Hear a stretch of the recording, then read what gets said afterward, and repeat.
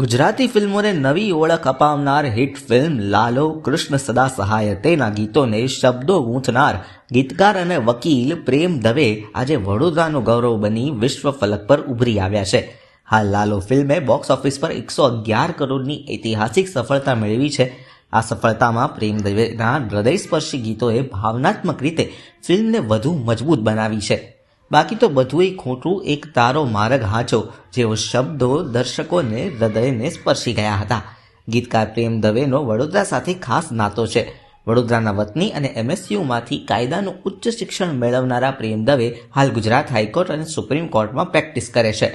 કોર્ટરૂમની કઠોર દુનિયામાં સર્જનાત્મક મન વચ્ચેનું સંતુલન જાળવી તેઓ શબ્દોને ભાવના આપે છે. વડોદરામાં યોજાયેલી પત્રકાર પરિષદમાં પ્રેમ દવે ભાવ વિભોર બન્યા હતા અને કહ્યું હતું કે જો મહેનત અને કલા પ્રત્યેનું સમર્પણ સાચું હોય તો દુનિયા તેને સ્વીકારવા હંમેશા તૈયાર રહે છે. વડોદરા વાસીઓને સૌને પહેલા તો ખૂબ ખૂબ આભાર કે તમે લોકોએ ફિલ્મને વધાવી લીધી, ગીતોને વધાવી લીધું, શબ્દોને વધાવી લીધા અને તમારા હૃદયમાં, ઘરમાં, મન મંદિરમાં આને સ્થાન આપ્યું. વડોદરાનો જ છું. વડોદરાથી જ મેં મારું વ્યવસાય વકીલાતની શરૂઆત કરી અને અત્યારે હું જે પણ હાઈકોર્ટ, સુપ્રીમ કોર્ટમાં છું એનું જે મૂળ ભાથું છે એ અહીંયાથી લઈને ચાલુ છું. અને આ મૂવી આપણા સૌનું મૂવી છે. આપણા સૌના જીવનમાં કોઈક ને કોઈક રીતે આવા ફેઝ જોડાયેલા છે. આપણે બધા જ ક્યાંક ને ક્યાંક આવી મૂંઝવણ અને ટ્રેપ કહો કે એવી કોઈ કફોડી પરિસ્થિતિ કોઈ એમાં આવતા હોઈએ છે. તો એક બહુ પોઝિટિવિટી નો જન્મ આપનારું મૂવી છે.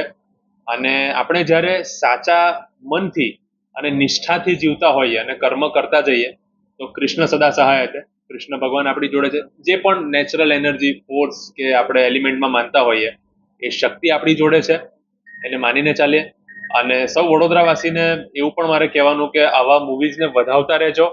અમારા જેવા કલાકારોની નો સાચો જે એવોર્ડ છે તમે લોકો છો અને તમારો પ્રતિસાદ છે, તમારા લોકો દ્વારા કરાયેલી પ્રશંસા છે. અને અમને વ્યૂઝ પણ આપજો, રિવ્યુઝ પણ આપજો, જેથી અમે પણ વધારે ને વધારે બેટર ક્રાફ્ટ પર કામ કરી શકીએ.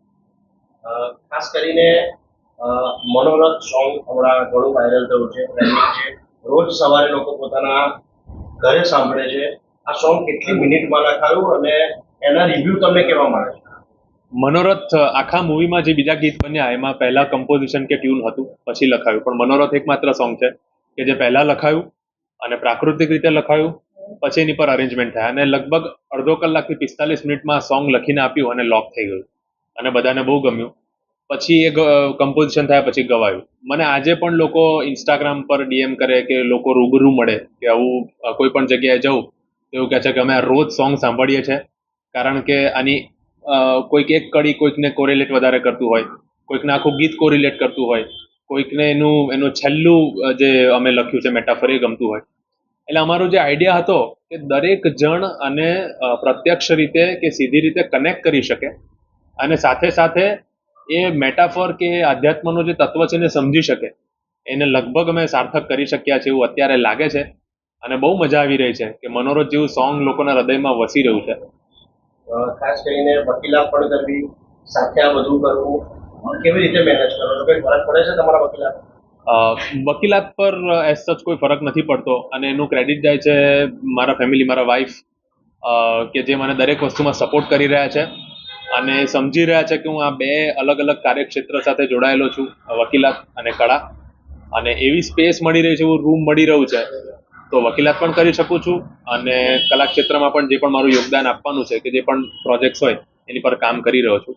અઘરું છે કારણ કે હું મારી હાજરી મારા એક ક્ષેત્રમાં પણ એટલી જ જરૂરી છે અને પછી જ્યાં એક મનની ક્ષમતા હોય એ દિવસના અંતે થોડીક ઓવારે બેઠી હોય તો ફરી એને નદીના વહેણમાં લાવવું એ થોડું કાઠું છે. પણ with the support of family એ થઈ રહ્યું છે.